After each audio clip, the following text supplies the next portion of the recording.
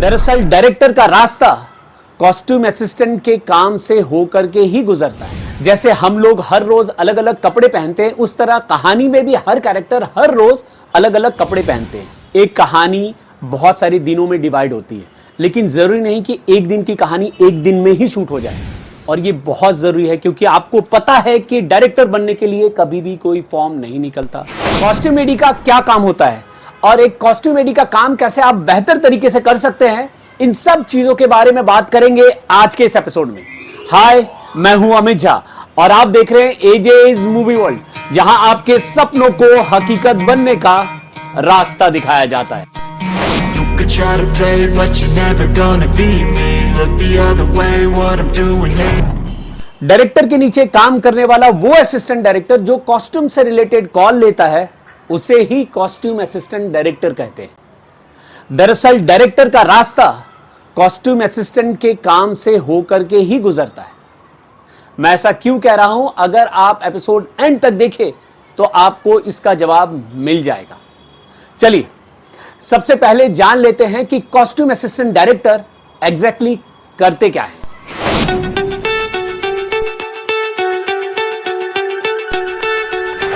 Script पढ़ने के बाद एक कॉस्ट्यूम एडी लिस्ट निकालता है कि कहानी के शूटिंग के दौरान हर कैरेक्टर कितने कपड़े पहनेगा। इसको सिंपल तरीके से समझाता हूं। जैसे हम लोग हर रोज अलग अलग कपड़े पहनते हैं, उस तरह कहानी में भी हर कैरेक्टर हर रोज अलग अलग कपड़े पहनते हैं। इन सब कपड़ों की लिस्ट निकाल करके costume assistant director costume designer को देता है और फिर डिजाइनर इन सब रिक्वायरमेंट को पूरा करता है। कॉस्ट्यूम की कंटिन्यूटी का ध्यान रखना भी काम होता है कॉस्ट्यूम असिस्टेंट डायरेक्टर का। अब ये कॉस्ट्यूम कंटिन्यूटी होता क्या है, इसको सिंपल तरीके से समझाता हूं।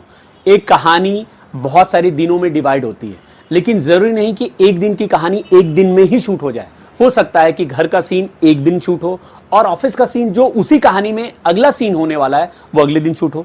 ऐसे में अगर कपड़ों की कंटिन्यूटी नहीं लिख के रखी जाएगी तो हो सकता है कि दोनों सीन में अलग अलग कपड़े दे दिए जाएं और जब आप ये कहानी एक फ्लो में देखेंगे तो आपको विजुअल जर्क दिखेगा। इसलिए कॉस्ट्यूम असिस्टेंट डायरेक्टर जब भी कोई सीन शूट होता है तो डिटेल्स लिख लेता है अपनी एक डायरी में कैरेक्टर के कपड़ों की जो सीन में उसने पहने हैं।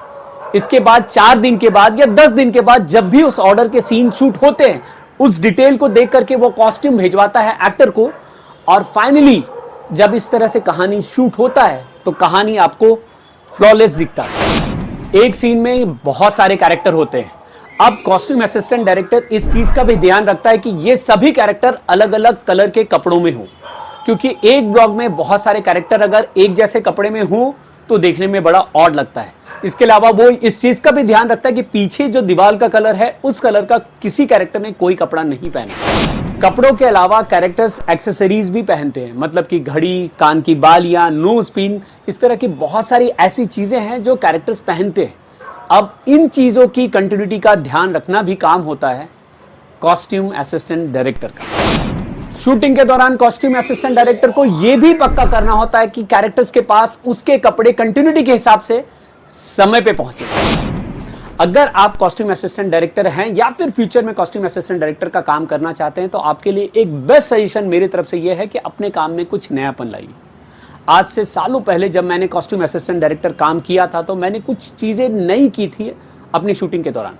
मैंने देखा था कि हैप्पी सीन्स में कैरेक्टर्स ब्राइट कलर में अच्छे लगते हैं, लेकिन वही कैरेक्टर्स सैड सीन में ब्राइट कलर में अच्छे नहीं लगते थे, क्योंकि मुझे ऐसा लगता था कि सैड सीन में जब मुझे कैरेक्टर्स के डायलॉग पहले सुनाई देने चाहिए उस समय उनके ब्राइट कपड़े मुझे पहले दिखाई देते थे। यहाँ पे मेरी एक लर्निंग थी और मैंने उस लर्निंग का इस्तेमाल किया।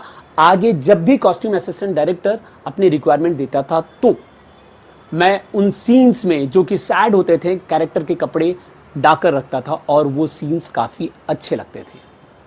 अब एक और चीज के बारे में बात कर लेते हैं जो सिर्फ एक कॉस्ट्यूम असिस्टेंट डायरेक्टर के पास होता है सेट पे और किसी भी असिस्टेंट डायरेक्टर के पास नहीं हो सकता, वो है टाइम। अगर एक कॉस्ट्यूम असिस्टेंट डायरेक्टर ने प्री प्रोडक्शन अच्छे से किया है, प्लानिंग अच्छे से किया है, तो शूटिंग पे उसके पास बहुत टाइम बचता है और वो इस टाइम का यूटिलाइजेशन कर सकता है शूटिंग पे मौजूद रह करके, बाकी और काम में डायरेक्शन में मदद करके।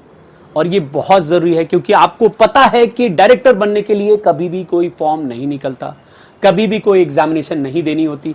अगर आप इस एक्स्ट्रा टाइम को यूटिलाइज करेंगे शूटिंग में तो आप नोटिसेबल हो जाएंगे, और आप नोटिस्ड होंगे तभी तो आपको कोई डायरेक्टर का काम देगा। आपको अगर मेरा ये वीडियो पसंद आ रहा है तो प्लीज लाइक कीजिए, सब्सक्राइब कीजिए चैनल को और शेयर कीजिए ज्यादा से ज्यादा लोगों से, ताकि पर्दे से उनकी दूरी कम हो सके। अब अपने सपने को पूरा करने के मिशन में जुट जाइए, और आपके इस मिशन में आपकी मदद करने के लिए मैं अपना अगला वीडियो लेकर के आऊंगा मंगलवार को 5:54 पे इसी चैनल पे। तब तक के लिए keep trying hard until you succeed.